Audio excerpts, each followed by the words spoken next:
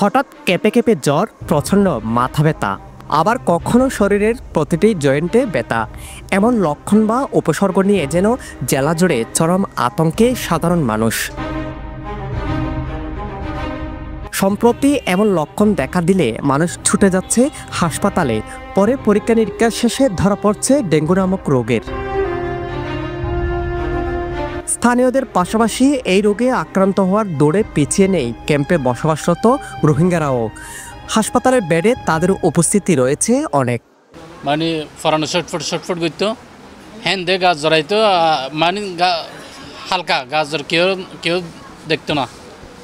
আমিও টের পাইতাম আর কেউ টের পাইতো না, ছটফট করতো, এন দেখ গাম দিত। ওষুধ খাইলে গমে জায়গায় আব্বার উড়ে, ওষুধ খাইলে গমে জায়গায় আব্বার উড়ে। মিলিটারি সাইড দিলাম নফা আব্বারে তাইরে মিলিটারি। কারণ এখন যে বর্তমানে যে ক্যাম্পের মাঝে বাইরে চলে আর ট্যাং আগে শতাংশের মাঝে হাত ট্যাং গিরা হরি কে দিছে এবার তো নয়বার আগে ধরে আপন যাও।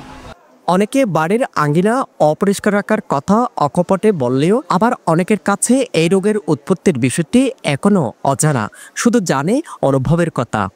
কামড়া ছিল, গায়ে জ্বর উঠছিল, এরপর গা একটু কাঁপছিল, এরপর এখানে আসিয়া পরীক্ষা যখন দিছি ডেঙ্গু ধরা খাইছে। যখন প্রথমে জ্বর আসে তখন কেঁপে কেঁপে জ্বরটা আসছিল, আমি হঠাৎ বের হয়ে ডাক্তারের কাছে গেলাম। ডাক্তারের কাছে গিয়ে আমাকে ইমার্জেন্সি একটা ইঞ্জেকশন দিছে, মানে আমাদের এক গ্রামে এলাকার ডাক্তারের কাছে আর কি। ইমার্জেন্সি ইঞ্জেকশন দেওয়ার পরে জ্বরটা পড়ে গেছে, জ্বর পড়ে গিয়ে আমি বাসায় চলে গেছি। আবার কিছু মেডিসিন দিচ্ছে, ওগুলো খাইছি, খাওয়ার পরে আবার দেখতেছে আবার জ্বর শুরু হয়ে গেছে। এমন রোগ নিয়ে আতঙ্ক তৈরি হলেও সঠিক সময়ে সুচিকিৎসা পেলে মিলবে মুক্তি।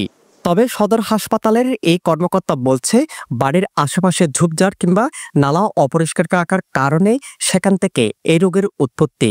তাই সকলের সচেতন হওয়া জরুরি মনে করছেন তিনি। মানে আপনার যে আশেপাশে বা বিল্ডিং আশেপাশে যে পানি জমা যদি থাকে, হ্যাঁ, নারকেলের যে খোসায়, তারপরে কোনো টিন শেড, কোনো গর্তে যদি পানি জমা থাকে, ওইখানে যদি মানে এই মশা ডিম পারে, হ্যাঁ, এবং তখন এডিস মশা তখন তৈরি হয়। সিমটমগুলো আস্তে চেঞ্জ হয়ে যাচ্ছে, হ্যাঁ।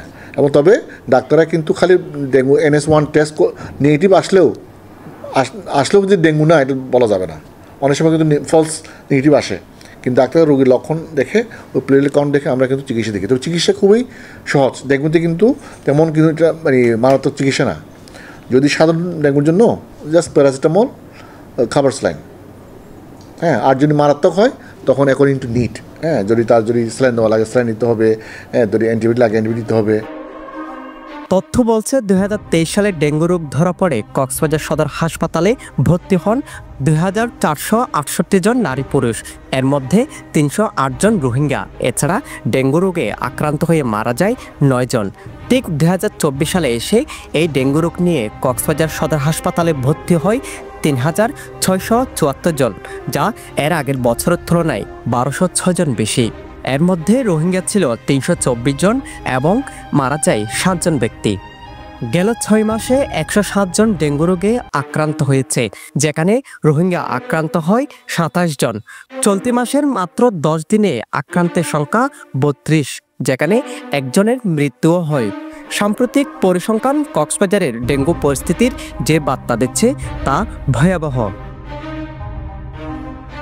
সাজম বড়ুয়া, সাজু, পেনোয়া নিউজ।